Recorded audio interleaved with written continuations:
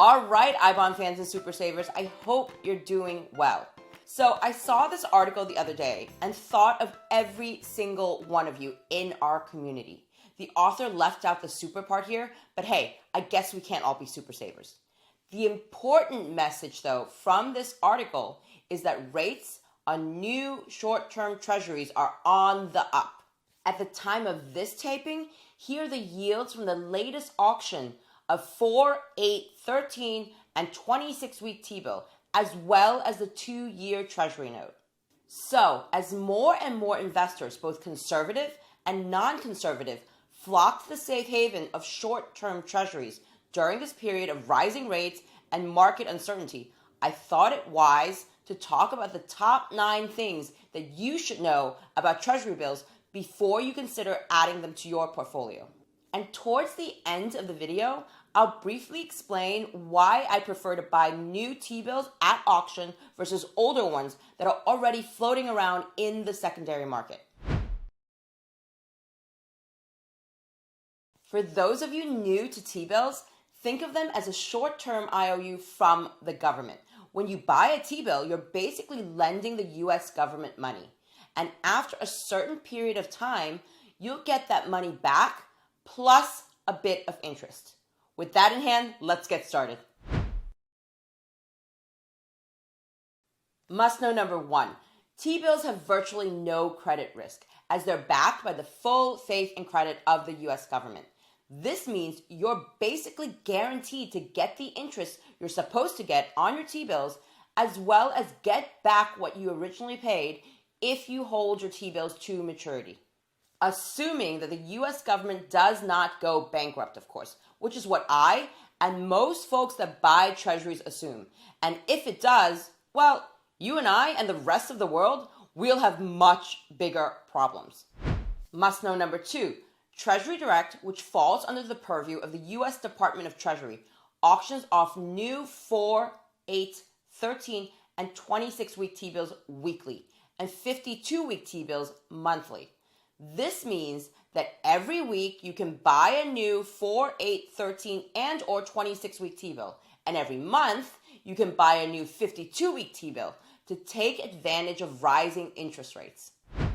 At the moment, the 4 and 8-week T-bill auctions take place weekly on Thursdays, and the 13 and the 26-week T-bill auctions take place on Mondays. You should put your purchase order in before the auction date. Here's the most recent auction schedule from Treasury Direct's website that I've linked below. If you want to see how you should be using this auction schedule to place your order, then take a look at this video here on how to buy T-bills via Treasury Direct and Fidelity. I've linked that below as well. Must know number 3, T-bills are sold at a discount to par value, and the interest earned is equal to the T-bill par value minus the discounted purchase price. Well, that was a mouthful. Let me explain what that means. So say that you put in an order to buy $1,000 of 52-week T-bills with Treasury Direct or with a bank or broker. That $1,000 is the par value. What you would actually pay for that $1,000 par value of T-bills would be less.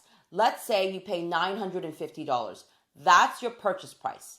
This is what we mean when we say that T-bills are sold at a discount to par value.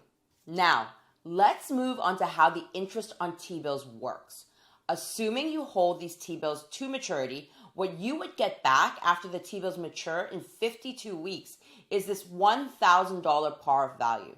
Subtract out the original purchase price of $950 and this $50, that's the interest earned on your 52-week T-bill. And yes, T-bills only pay interest at maturity. Must know number 4, when you place your purchase order for T-bills at auction, you don't know exactly how much you'll be paying or how much interest you'll be earning. So, when I placed my first purchase order for $1,000 of 4-week T-bills with Fidelity, I didn't know that this was the discounted price I would eventually get when everything was done and dusted. I placed what's known as a non-competitive bid, which is what most retail investors like you and I do. This discounted price that I ended up getting It's actually determined on the auction date through a competitive bidding process that happens amongst the banks and other institutional investors. And you and I, we just end up getting whatever price those big guys negotiate and agree upon in the end. The good news is, after we place that initial purchase order with our bank, broker, or Treasury Direct, we get to tag along at the same price with the folks that are buying millions of dollars of T-bills, which is actually kind of funny when you think about it, because you're essentially getting a competitive price by placing a non-competitive bid. Treasury Direct's announcements, data, and results page, which I've also linked below, it shows the yield for the most recent auctions by security type, issue date, and maturity date. And if we buy via a brokerage company such as Fidelity, we'll get an expected yield beforehand, like this one here. Just keep in mind that this expected yield may not be close at times to what you'll actually get at auction. The actual yield we got after the auction closed was closer to 2.15%. I mean, I didn't complain, given that it is higher than what I was expecting. For those of you who've purchased new issue T-bills or notes from Schwab, Vanguard, E-Trade, or the like, I'd be curious to know how close your expected yields were to the actual yield on auction date. Drop us a comment below and let the rest of the community know. Moving along now. Must know number 5, T-bill interest is only paid at maturity. I covered this briefly in an earlier must know, but it's important enough to get its own point. Regardless of whether you buy a 4, 8, 13, 26, or 52-week T-bill, your interest is only paid at maturity when you get the full amount on the bill. There are no interest payments in between. Must know number 6, T-bill interest is subject to federal income tax, but not to state and local income taxes. And if you purchase it via a Roth, you don't have to pay any taxes at all on interest earned. Must know number 7, T-bills have high purchase limits. You guys know that I'm a huge I-bond fan, but there's only so many I-bonds one can buy given the annual purchase limit of $10,000, even via all the purchasing methods I've explained on the channel. With T-bills, you can buy up to $10 million per auction. Must know number 8, T-bills are available via Treasury Direct, your bank, or your broker.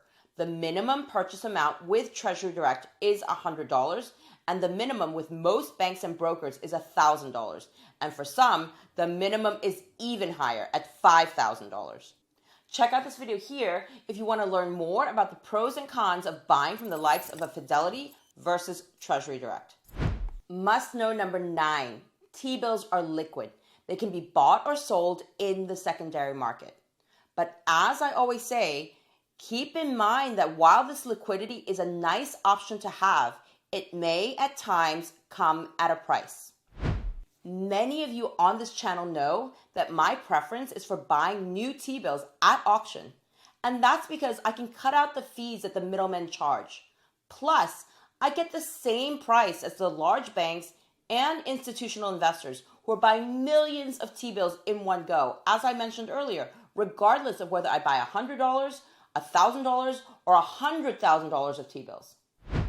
And with auctions happening every week for the 4, 8, 13, and 26-week T-bills, I never have to wait very long to place my next purchase order and grab the same price that the big guys are getting.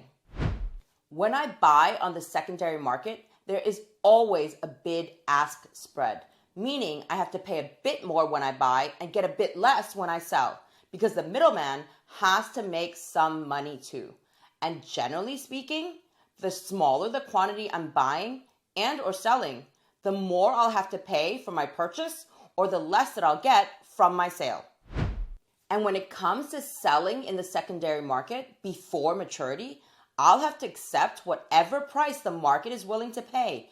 And all else being equal, when interest rates are going up, what the market will pay for my existing T-bills may be less than what I originally invested. Again, that's my perspective. As I always say though, everyone's financial journey is different. Perhaps after you work out all your numbers and timeline, buying or selling in the secondary market may make sense for you. That's something you'll need to figure out. All right, my super saving fans, now that you have these top 9 T-bill basics under your belt, be sure to take a look here at this video on how I built my $60,000 T-bill ladder to take advantage of rising rates in this current volatile market. As always, if you enjoyed this video, then don't forget that thumbs up, and see you again soon with another exciting wealth building video.